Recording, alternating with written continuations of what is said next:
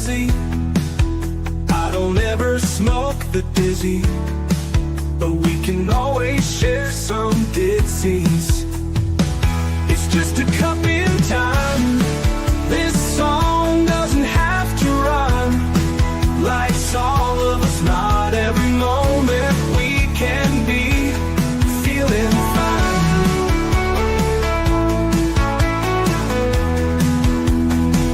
I wanna share a moment, just a second if you will, maybe even a cup of thrill. We could share this performance. It's tea time, come sit with me. Well, welcome guys, Miss Liz in the house, and today I have a returning guest and a friend and a good supporter of Tea Time. So you guess who I have in the background. I have the amazing Diann Floyd Boehm in the house, and we're going to talk about Boomer. That's right, we're bringing the little bunny back, and we're going to talk about all of that good stuff. But before we get started, you guys know how Miss Liz rolls. Get over to all those platforms: Facebook, LinkedIn, Instagram, TikTok, Lemonade, all those good other ones that I haven't mentioned. Miss Liz is on all of those as well. Check those out. But check out the podcast apps, Spotify, Podbean, iHeartRadio, Listen Notes, and go over to babyboomers.org because Miss Liz is partnered with them. If you want to be on different podcasts or you're looking for a different conversation, there is incredible podcasters there as well. So check that out at babyboomer.org. And I want to thank them for partnering up with Miss Liz. So let's get started with disclaimer and then a beautiful intro. And then we're going to get Diann here and we're going to spill some tea. And her tea today that we're serving is traveling, encouraging, and engaging. So that is the tea we are serving in the house. So get ready for an incredible night. Disclaimer for Miss Liz's Tea Time live show. Miss Liz's Tea Time is a global platform dedicating to sharing real life stories, diverse perspectives, and meaningful conversations that inspire awareness, healing, and connection. I'm Miss Liz is going live using StreamYard. Before leaving a comment during the live broadcast, please grant StreamYard permission to display your name at StreamYard.com. Please be advised that all the content brought forward during any Tea Time show is presented in good faith. However, discussions may include opinions, beliefs, and perspectives that do not necessarily represent the views of Miss Liz or the Tea Time platform. Information shared by guests is based on their own experiences and is perceived to be accurate at the given time of airing. All guests, viewers, and participants are responsible for using their own good judgment when considering any action or decision that may relate to these discussions. Some episodes may cover sensitive topics, including but not limited to trauma, abuse, grief, mental health, and other emotionally triggering subjects. Listeners' and viewers' discretion is strongly advised. Tea Time with Miss Liz is an open discussion forum designed to offer insight, inspire awareness, and create connection. It is not a substitute for professional, medical, legal, or therapeutical advice. If you require professional support, please seek assistance from qualified professionals or trusted resources in your area. If you have any questions regarding this disclaimer or the content of the discussion, you are welcome to contact me, aka Miss Liz, directly at my email at bookingmissliz@gmail.com or visit my link tree at Miss Liz's Tea Time. By choosing to participate in, comment on, or view these live shows, you acknowledge and accept this disclaimer. Your participation is entirely voluntary. I, Miss Liz, welcomes you to join the conversation with an open heart, and if at any time you feel this platform is not right for you, I respect your wishes and decision and welcome you back whenever you are ready. Tea Time with Miss Liz is serving truth and awareness one cup at a time. Well, welcome to Tea Time with Miss Liz, where stories, friendships, and meaningful conversations continue to grow cup by cup, year after year. Tonight's guest is not only a returning guest, she is also a longtime friend and supporter of the Tea Time journey. Someone who has continued to pour kindness, creativity, and encouragement into children's, families, and communities around the world. Please join me in warmly welcoming back Diann Floyd Boehm, award-winning international author, educator, storyteller, and advocate for kindness, imagination, and self-belief. Diann's books and school visits have inspired children across the globe to dream bigger, embrace creativity, and understand the importance of compassion and connection. Her stories are rooted in heart, imagination, and the belief that every child deserves to feel seen, encouraged, and valued. Her tea beautifully reflects her mission: traveling, encouraging, and engaging. Over the years, Diann has continued to show what generalized support, kindness, and community truly looks like, not only through her work, but through her friendship and presence within the Tea Time family. Today's Tea Time is about storytelling, imagination, kindness, and the lasting impact one caring voice can have on generations of young minds. So grab your cup and join us for another heartfelt conversation filled with inspiration, creativity, and real life tea, truth, experience, and awareness. So let me get Diann here and let's spill some tea. Wow, what an introduction. Thank you so much.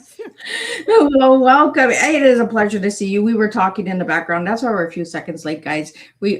That's what good friends do. We start talking about good stuff. That's right. And time flies. And it does, right? Like Right. it's already been 6 years that we know each other. Can you That's imagine that? amazing. What a blessing.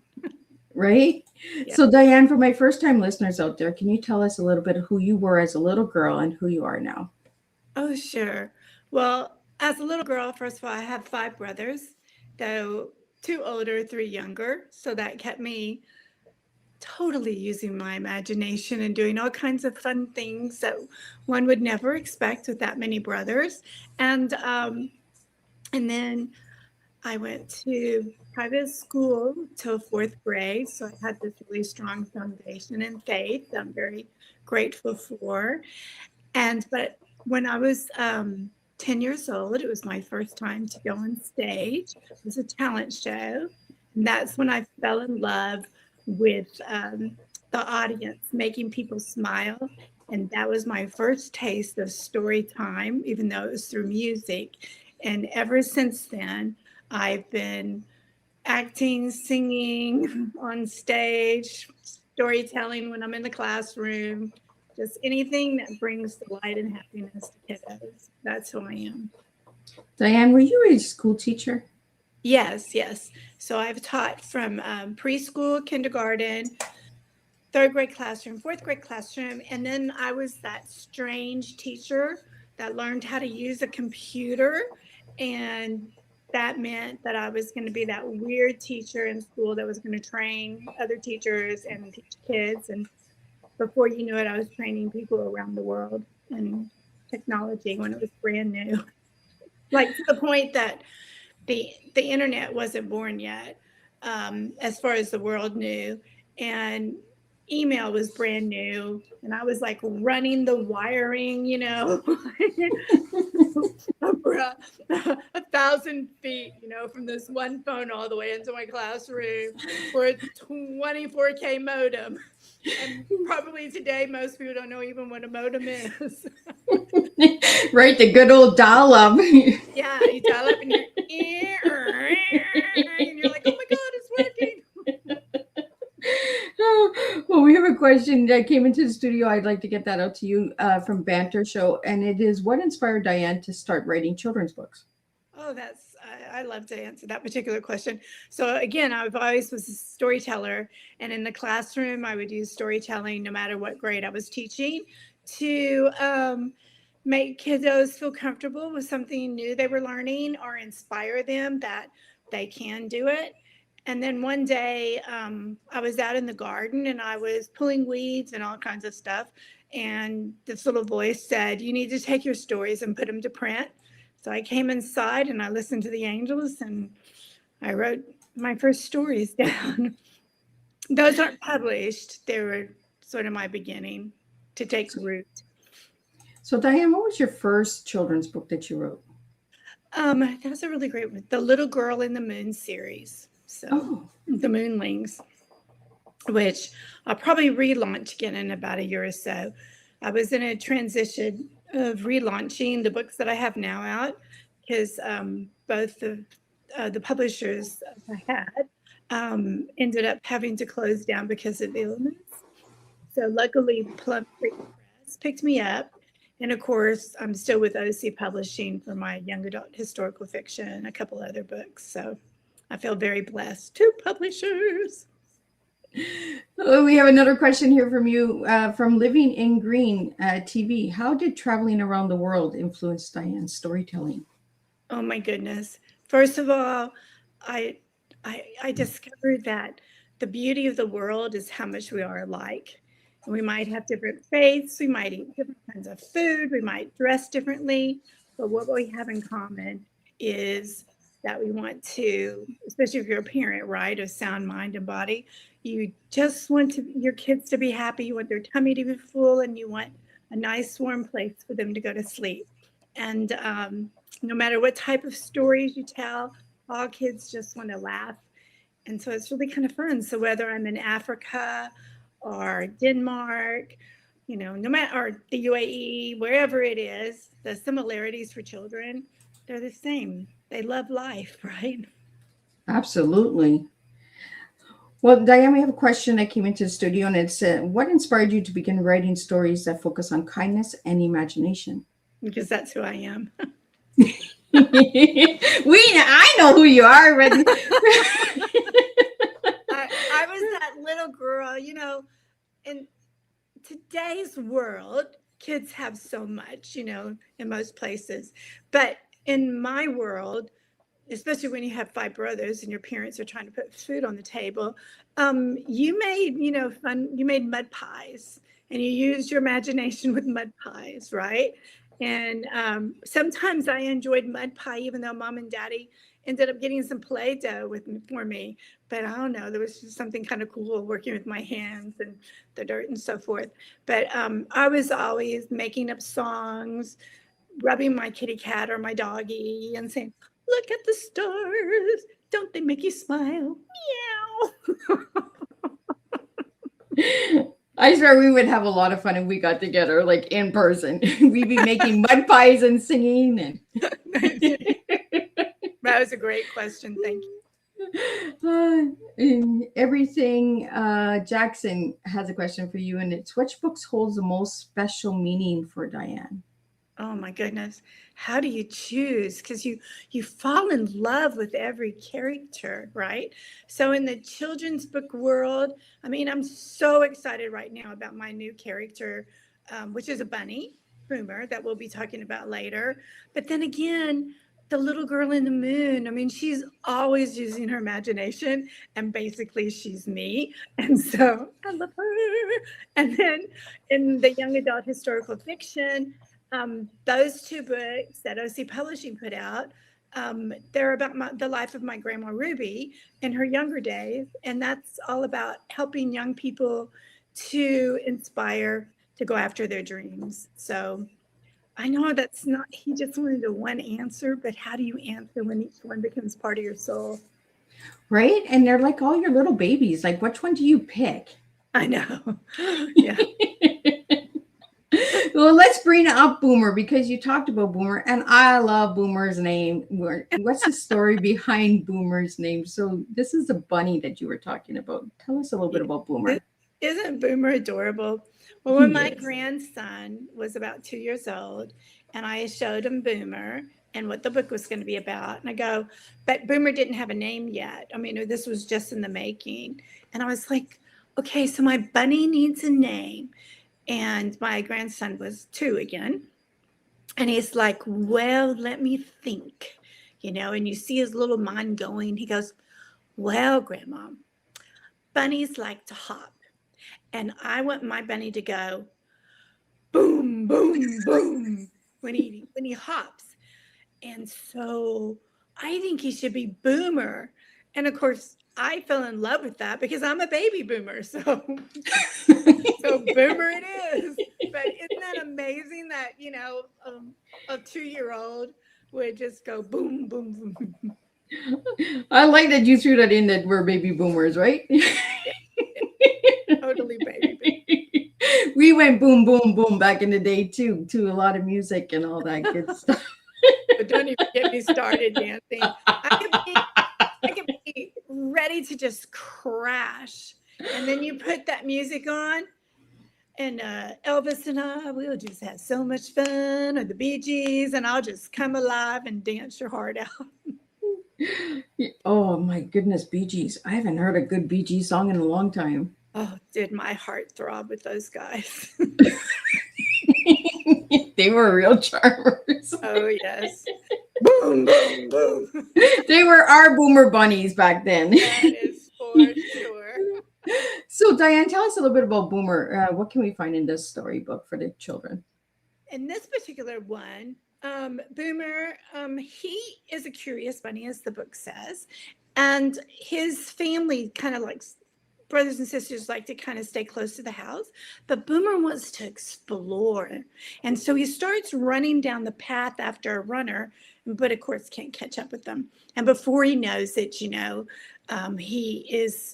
discovers a town, and there is just so much to see. So now he has to get back home after he's, seen turtles and birds and et cetera, et cetera. And he has to recall how to get back home, which the teacher in me comes out, because the kids have to recall what was read to help Boomer get back home. And so it makes for a fun time for going on a journey with Boomer, and at the same time helping Boomer get back home. And I have this phrase, to see what he could see. Boomer went on, da da da da da da, and then the kids can say, to see what he can see, so that they're interacting with you when you're reading to them, or if the teacher or a loved one. There you go. And I have a new book coming out, and it's going to be Boomer Hears the Forest. So then the kids will discover, and not many people know about that yet. So there you go. I always get dibs first. So again, that's Plum Creek Press. And I'm so excited because Boomer has another great adventure. But this time the kids are working on hearing. The first time it was all about seeing.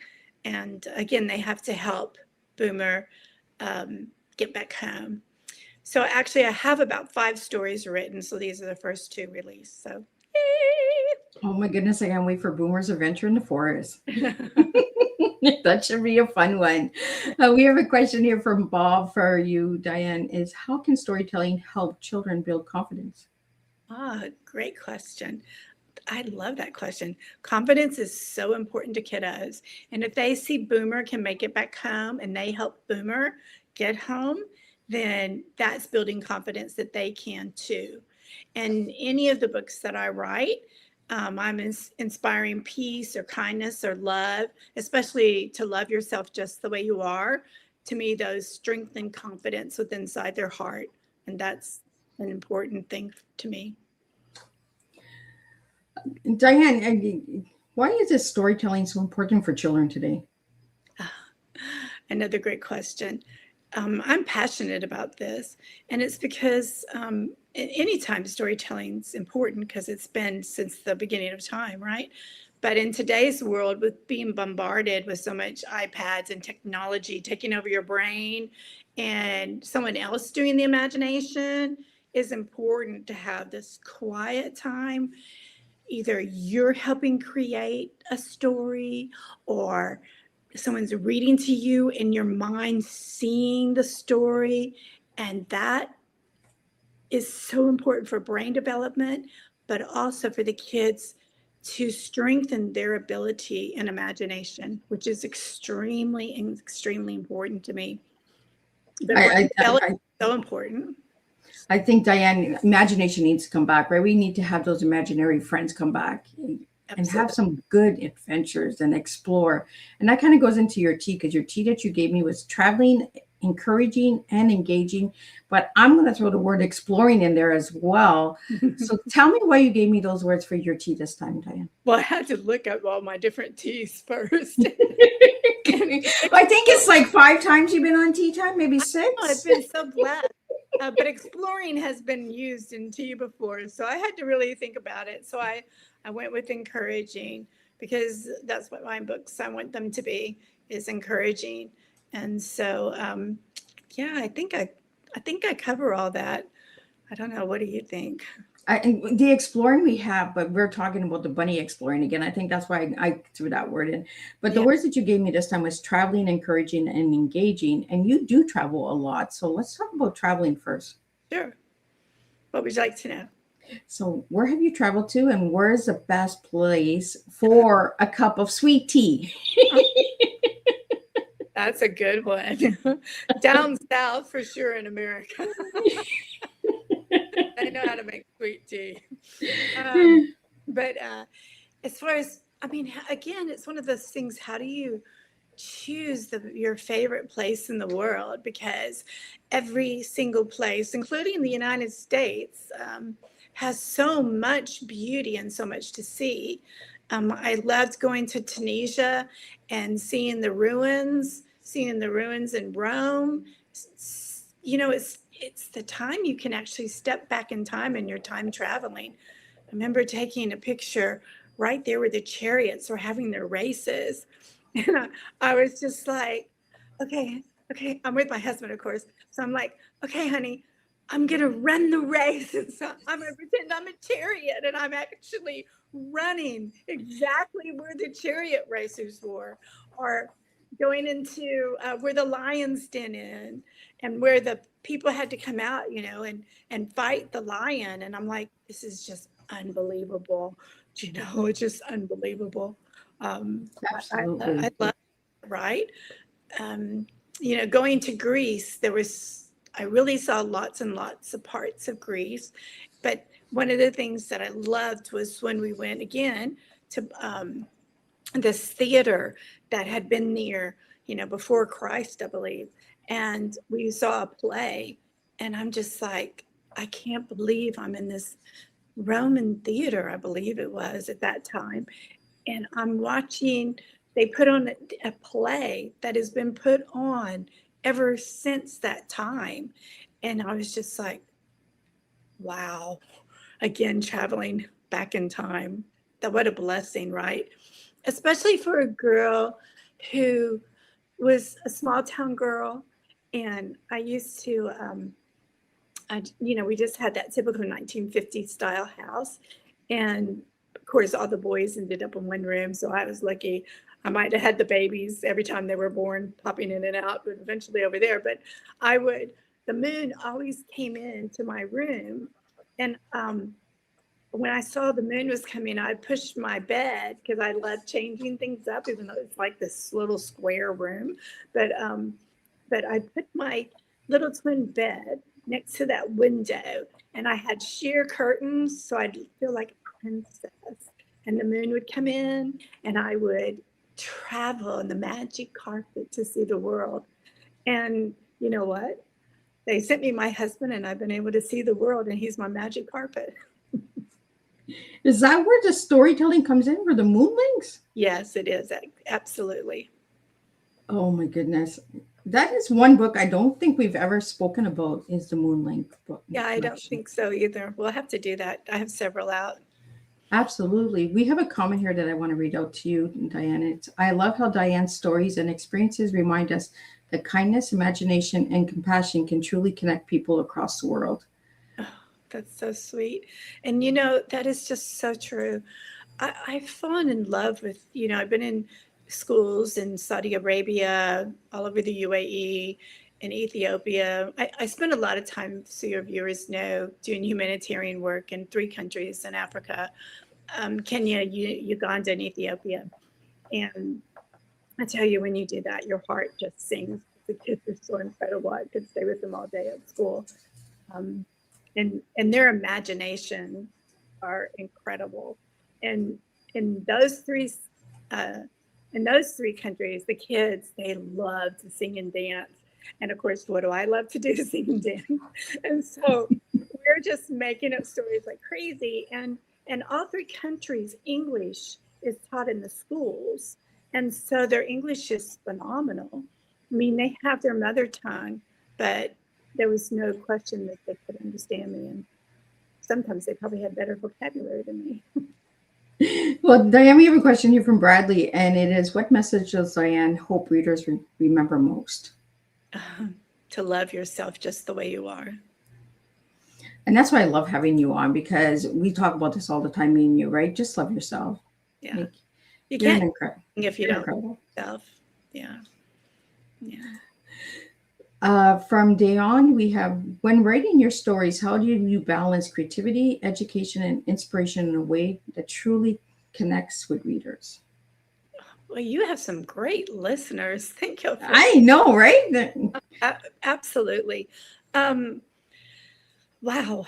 I want to always try to hit on all those things. So when I come up with an idea, it might like simmer in my brain for a while. And then I'm what they call a pantster. A pantster, I think, is what they call a person like me, where you come up with an idea and then you just sit down and you start writing and writing and writing it. And then you go back and you edit. And that's when I start thinking about, okay, how can I balance everything? Take the words back to the level of a child, and okay, does this really embrace imagination? And what is it I'm trying to get across? So that's when I start coming up with the balancing act that they just asked. And then I test it out. I'll either go to a school, so I'm on a school board, St. Michael's Episcopal School, and it's a little preschool. So adorable. And then I'll read it to them. And if it doesn't pass, they'll tell me what I need to do. I'll read it to my grandson, and he'll go, "Well, Grandma, what was that word?" Well, that's the first time I heard that word pantster. Yeah, yeah. Going back into the childhood, right? When we're writing and thinking, I use children's books to teach my grandchildren how to be nice to each other and how to express each other with the words, right? Yeah. And get them to learn how to read as well, because children's books is short stories and little pages, so they can read. Like, when you're writing your books, Diann, for the children, do you think of the phrases, or do you put them into rhyme or poetry or musical, kind of like, so they could sing the book? I wish I had that talent. I was just speaking to a lady the other day that I just met, and she writes poetry, a young girl. And I was really encouraging her to do children's books because she has the gift, but she didn't know she did. And so hopefully we're going to get together. And that's one thing I love to do, if any of you are listening, is I feel like if someone, that I've been blessed, took like 15 years before I was got my first book out. And so I feel very blessed. And so I turn around and I help people get started, and I don't charge anything because my words, are a blessing from the Lord, if you don't mind me saying. And so I can't charge for something that has been a gift. That makes sense at all. So, Diann, do you think that might be a future project? Make a musical book? Possibly, if my grandson has anything to do with it. We're always making up things, but no. I mean, sometimes I write a story and I have to really either shorten it or rephrase something so that it's an easier to read. My books so far, sometimes I write too many words, and I really can't stand children's books that have too many words because it's overwhelming, or a children's book that has so much art that it just blows my mind and I can't concentrate. So simplicity is I'm all about. But I do believe that I try to write books that if a loved one or a teacher is reading to them, that they can understand the concept. And from there, eventually, they'll be able to read it. But I also look for illustrators who are going to understand that I want the pictures to be a standalone, so that the kids will love the story so much that they don't worry about what my words are. They look at the picture and they create their own story. And when a parent allows a child to look at the illustrations and come up with their own story, that goes back to what one of your listeners asked about confidence. Because if the kids start making up their own stories, then you're building confidence. And that's something I do with the young children all the time. Like sometimes if I go to a school and they're young kids, and before I even start reading, I go, let me just show you the pictures and tell me what you think the story is about. And let's just have fun with it. And then all kinds of things. And they give me ideas, actually. And then I go, okay, who wants to really hear what Boomer's doing with the little girl on the moon? And they're like totally into it because they've come up with their own stories. I like that, and I like I'm going to bring Boomer back up because I want to show everybody this cute little bunny. How simple he is, right? You look at the bunny and you can imagine what adventure this little guy is going to get into and what he's going to find. And you just shared a few minutes ago that there's a second one coming out. Boomer Sees the Forest, I think you said. Here is the forest. Here's the forest. Oh, that We one's going to be have interesting. seeing and we have hearing, so 2 senses. And I don't know if I ever told you, but Boomer is based on a real rabbit that I saw. No, you never told me that about Boomer. Yeah, so where I was living at the time in Kingwood, Texas, it's based on the living forest, it's known as. So there's trails everywhere.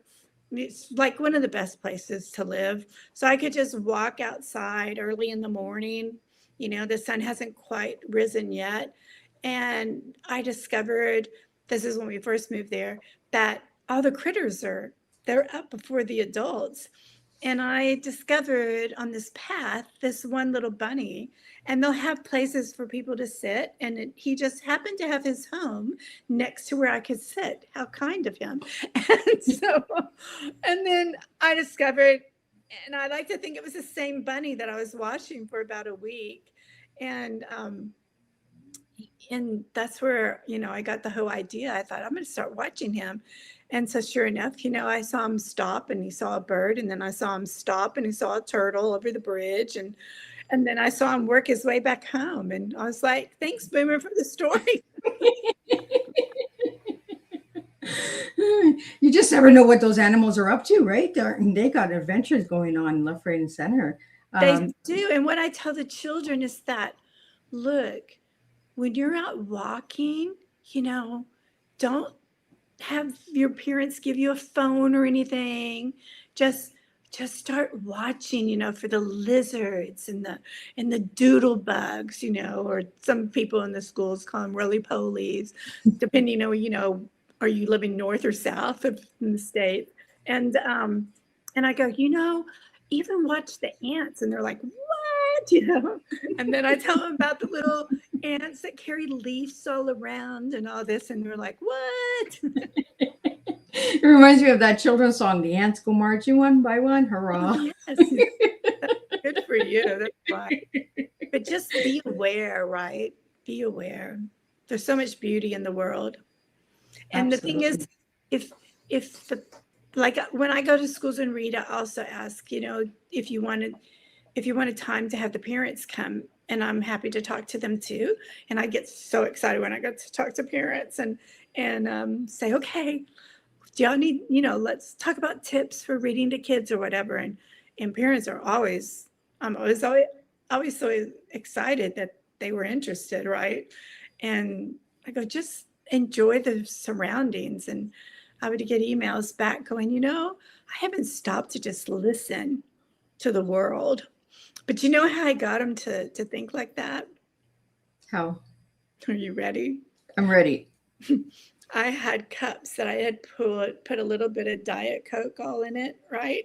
Oh. And then I was like, okay, drink that. And they would just go, and then I go, okay, now here's another cup, because I already had it all poured out. And I go, now I want you to take this next one. I just want you to take a sip and let your tongue and taste buds work and tell me the difference. And they go, and I go, that's just the same as when you're walking outside with your child. Now you pay attention and listen to what's all around you. And they're like, It's amazing when you slow the mind down, right? And you just exactly. take the moment in. But wasn't that a great trick? I was really proud of myself. That's kind of like my Oma when she gave me that tea, and she's like, no. And I was like, oh, what did I do wrong? Don't drink that tea so fast. And then she gave me a bunch of words, and I was like, what's these words for?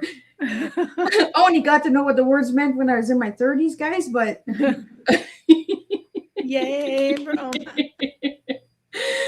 And that's why Teatime exists, because of Oma. So, you know, when you said the Coke and the sipping and all that, it reminded me of my Oma when she said, no, try this again. Okay, we're going to have a second cup of tea, and we're going to do this the right way. Right. What a blessing. We have to pause, right? Sometimes in life, we just got to slow the mind down so that we can actually see what's around us. Right. Well, we have a question here from Olivia for you. It is, how does Diann balance creativity with real life experiences? So much of my real life experiences is part of creativity. But that's such a great question, because you go shopping, you got to buy eggs, you're right. You have to think about what you want to make. And then before you know it, you're like, I wonder if I throw this spice in, what would it do to my husband's taste buds? What kind of mood am I in, right? You get cinnamon or nutmeg today. Where are we going with this? No, you go shopping like I did just yesterday, actually. And I'm trying on different dresses. And I'm like, yeah, I realize that's really for, a 20-year-old, but man, I would have worn this at 20. I'm going to try it on anyway, right? And then I'm like, okay, I'm going to remember this so that if I ever have a character for a young adult, what that felt like again, because it brought back that memory of being 20. And actually, if you saw my pants right now, they're these lovely jean material, but they're pink with red polka dots. And I just had to have them because I'm like, yes, the 70s clothes are coming back, right? And I'm like, I don't care what anyone says about my age. I'm wearing these and I'm going to show these young ladies how you wear them. Now I know why you said you got to just buy those pants sometimes. You were talking about the pants you're wearing. And again, to me, that creativity is bringing back that moment of those hip huggers and midriffs and isn't that what they called them back in the day? hip wavers or yeah, when I was a toothpick size. But now gravity's taken over and everything's around my knees. There was one tea time we did together. I think it was the third tea time we did, and we talked about the polka dot bikini. And tonight you have polka dot pants on. I forgot about that. I love polka dots. I'm such a sucker for polka dots. I'm gonna at one day. I haven't found it yet. I know I gotta find that bathing suit polka dot bikini just so can I and put that song on. Just go back and play, right? Yeah, it's a fun one. Jiwara, itsy bitsy teeny weeny. It's another polka dot bikini. Right.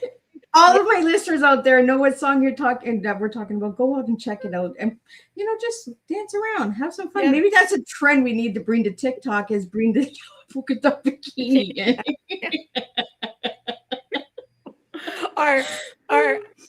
I grew up with Elvis because my Aunt Pat loved him so much. And so if you went to visit Grandma and Aunt Pat, you were always going to hear Elvis. And so when you said that, I would also say, you ain't nothing but a hound dog crying all the time. We're bringing some old tunes, guys, to you. That's just Boomer brought it all out of us, right? It was that baby Boomer time. We just got to boom, boom, boom sometimes. That's right. Diann, we have some comments here and some more questions for you. Let me get them to you. This one's from Luxury Rental Doctor Show. Diann's passion for inspiring children through storytelling is powerful, and it's wonderful to hear how creativity can bring healing and hope to communities everywhere. The next one's coming in from Mario, and as someone who inspires self-belief and creativity, what advice would you give to people who are afraid to share their stories or pursue their creative passion later in life? Oh my gosh, I love that. Thank you both for everything you just said. So, okay, I'm a storyteller. What can I say? So I want you to imagine there was not a shy bone in my body in high school, but at the same time, I was extremely timid because we had changed schools, and I didn't think I was pretty or anything, and there were so many gorgeous girls and all that stuff, and I was always getting in trouble in creative writing or any writing because my teacher would say, I love all your thoughts, but you think faster than what you are writing. So there was all these run-on sentences, and I had super long hair, and she'd pass a paper back, and I'd be like so excited about this creative story that I wrote, and it was covered in red ink, and I would just be like this, and the tears would just start rolling down, because I thought I'd really succeeded. And so I thought I'm never going to make it writing, but I knew how to tell a story. So, and I knew how to, I have a character that's going to do this because I started writing that story a while back. But again, it's me. We changed schools then. In fifth grade, and my choir teacher would not let me be in the choir because I couldn't sing. But long story short, she finally let me in if I promised not to sing, if I would only mouth the words. Well, I said, okay.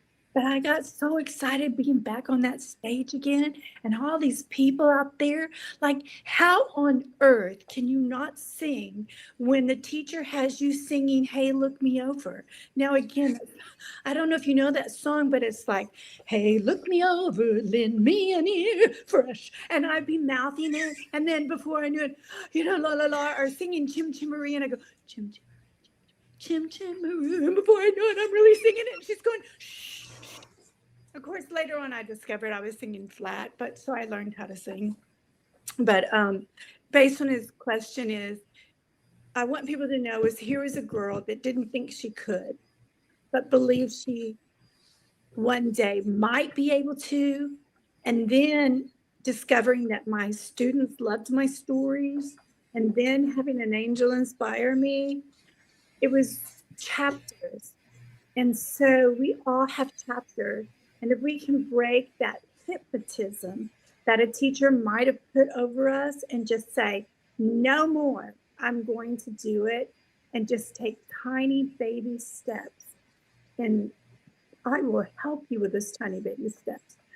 I won't be able to, I'm not great. And there might come a time you have to have the person, but I will give you the confidence that you need.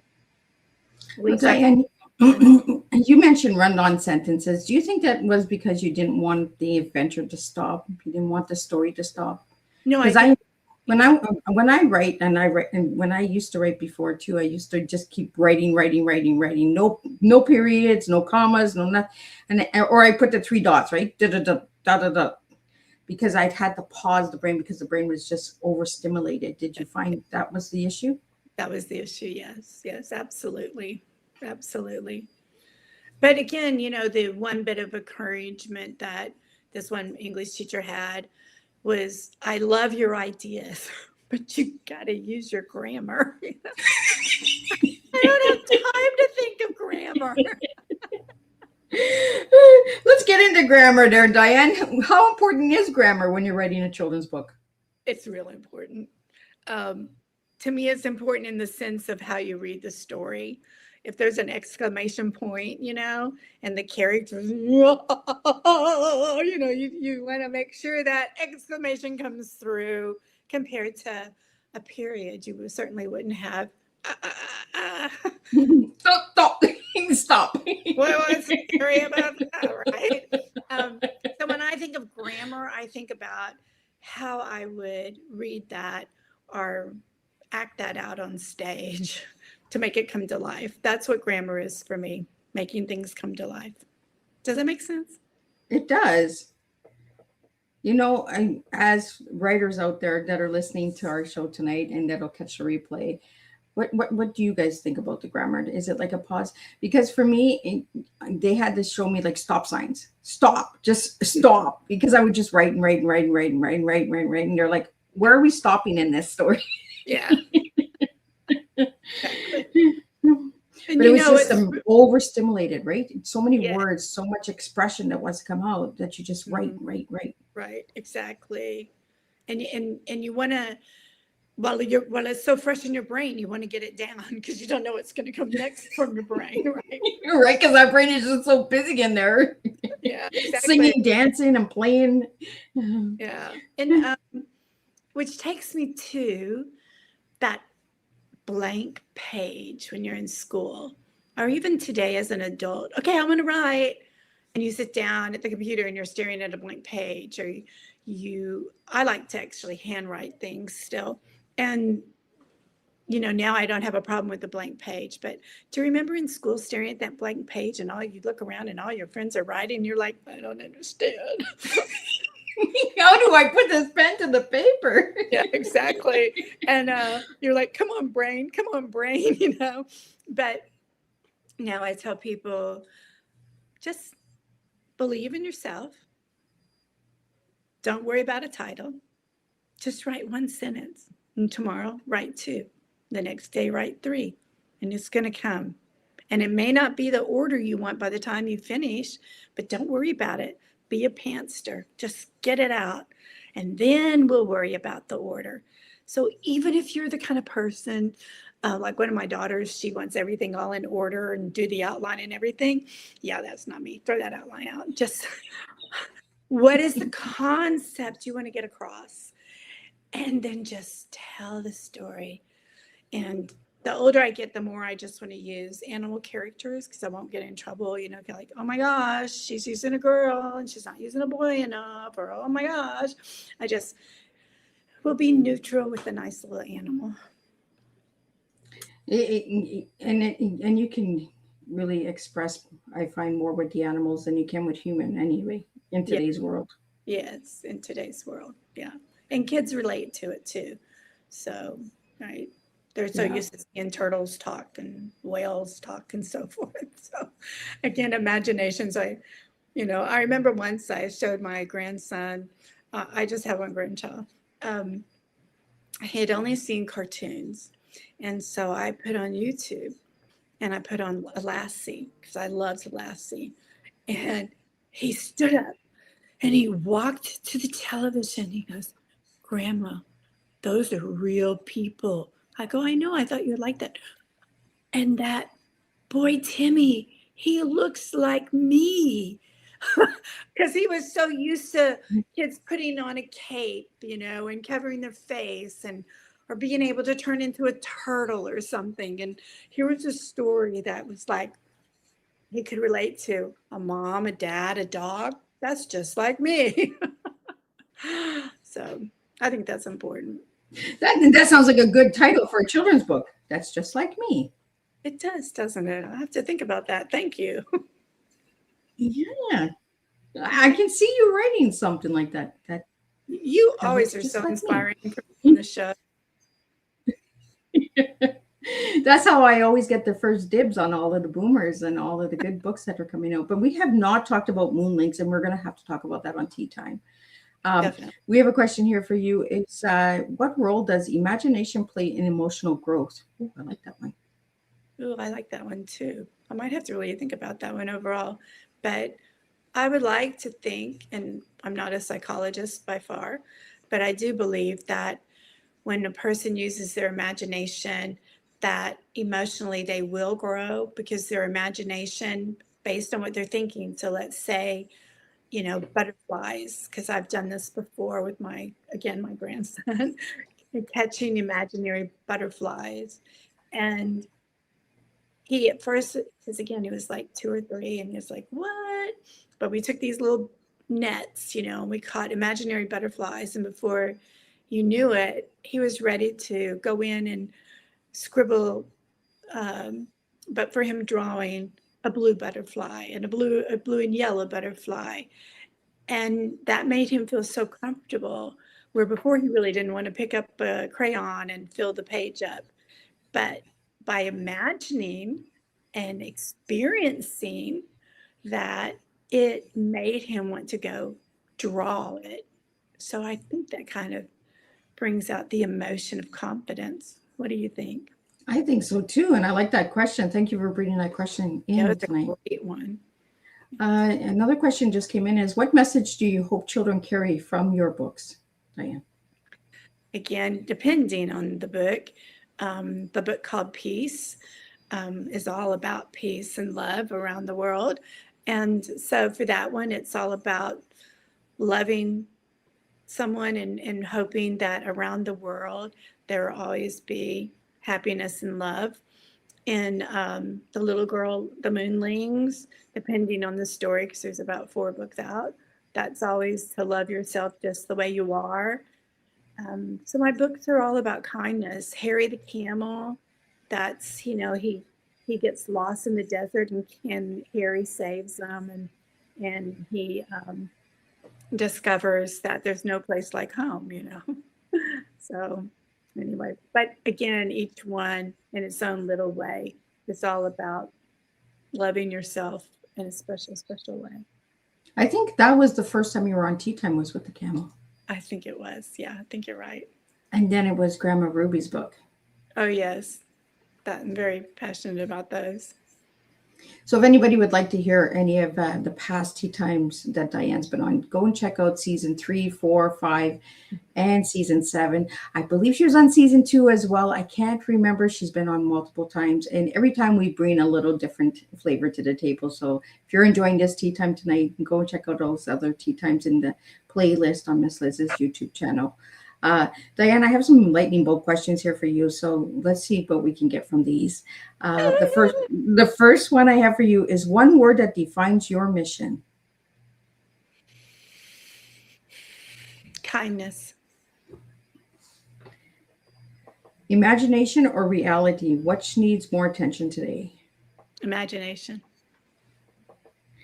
A moment that touched your heart deeply. When that has to do with children and books. When I received my very first picture from a child of one of the characters I created, I knew then that I was supposed to be writing books. Oh, never heard that story. Yeah. What character did they draw? Harry, the camel. Oh, I still have that picture. oh my goodness. That's when you know it's meant to be. Yeah, that was because I was making this transition, right, in life. So that was my moment that let me know I'm supposed to do this. Absolutely. And I love the writing style that you do because you do serve not only children but adults as well, like with Grandma Ruby's book. Thank you. Right? And we talked about this before we went live, like the vintage, the style, the classic, the hats, the scarves, just the way we dressed and took care of ourselves. We presented ourselves in this elegant, fashionable way, right? Mm-hmm. What memory do you have that stands out the most? Like a hat, a scarf, a dress? I have my Grandma Ruby's coat.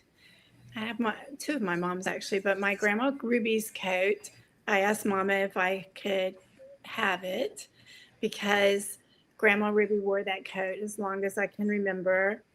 And I can still see myself walking with her to the bus stop because people rode the bus back then and holding my hand. And I felt so safe and secure.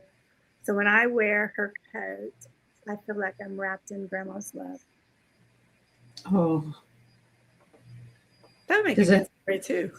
right? We're just going to do a bunch of books from tonight's tea time. We'll just keep this tea time and we're writing a book for this and a book for that. And that's how it's gone. And that's all I do is I just put little bugs out there. And then all of the guests just write incredible books. And then they come back and we have these incredible conversations. Another lightning bolt question for you is, what does kindness look like in action for you, Dianne? Mm-hmm. Sharing. Do you believe that we share enough today? In some places we do, in some places we don't. I like to think what my husband and I do, we're sharing a lot with the people who need it. In my church, we do so much of collecting diapers and food and raising, garden and sharing food and coats and so forth. But I'd like to see more of it. And what would you tell your younger self today? That you're going to make it. It'll be okay. You're going to make it and it's going to be okay. Because you go through that stage where, you have that, your body's changing. You have it's called squirrel face and buck tooth and you can't do anything with sports. So you do nothing like your brothers, right? And you just think, oh, everybody hates me, right? But I made it. Music saved me. And what final message would you have for everybody tonight, Dianne? Listen, to believe in yourself. When you go to sleep, give thanks. And then when you wake in the morning, give thanks that you opened your eyes. And listen to, if you're yearning for something different to do, think about what was it that you made you the happiest, and that had nothing to do with parenting or just, what was it in high school that, like really, was it being on the, playing in the band or walking in ROTC, whatever it was, and figure out how to make that feeling come back. And generally, you can do that through writing. And Diann, if anybody wanted to reach out to you to have them on their podcast, on a show, radio, all that good stuff, or get your books, where could they find that? Can always find my books on Amazon, but I really like to promote local bookstores. So all you have to do is know the name of my book or look me up as an author, and you can order the book and they'll have it to you pretty fast. And but as you can see, if you're listening, you can't see it. So I will spell out my website. Diann, I spell different. There's no E. So it's Diann Floyd, which is my maiden name, Floyd, Boehm, Boehm, as in Mary.com. And you can find me there. And make sure you sign up for my newsletter and shoot me an email and, let me know that you listened to Miss Liz, and I better keep my promise of what I just offered. And here I've been saying Boyne, and it's Bain. Yeah, that's okay. I'm so used to beam, bang, bomb, boom. Being Listen, when I first met my husband, I thought, man, I'll never marry this guy. He didn't know how to say his name right. But then he turned out to be the kindest, smartest person I ever met. And we're about to celebrate 48 years, so I feel extremely blessed. Wow, 48 years is a long time, eh? Yeah, 48 years to put up with me. We have a great partnership. Oh, Diann, I really want to just thank you for joining me tonight. And for all the listeners out there, thank you for tuning in and joining in. Before we wrap up, we got a couple seconds left. I just want to get it out there. Diann, you gave me your favorite color, blue. So tell us why blue, and then I'm going to do a final wrap up of what tonight's tea time is. Okay. I love blue because of the sky. It's so calming. It's so cool. And I love it. At least in Texas, I live close to the coast, so we have big, giant, puffy clouds, and the closer you live to water, the puffier the clouds are. And so laying down and looking up at this blue sky and then seeing a puffy cloud go by, how can you not look blue? Absolutely. Well, thank you so much, Diann, for joining me tonight. Thank you to the listeners out there. I could not do this without you guys. I'm just going to do a quick wrap up of what tonight's tea time is, and we will be back tomorrow with 2 new tea times. We have 2 incredible guys joining us. And then on the 28th, we have the final 2 for May. Be sure to check out Miss Liz's press release for June's lineup. There is 25 guests coming in June, so we are super busy in June. Check that out as well. What a beautiful and heartwarming conversation tonight. Diann, thank you not only for returning to Tea Time Table once again, but for being such a genuine friend, supporter, and uplifting presence over the years. Your kindness and encouragement has touched more people than you probably even realize.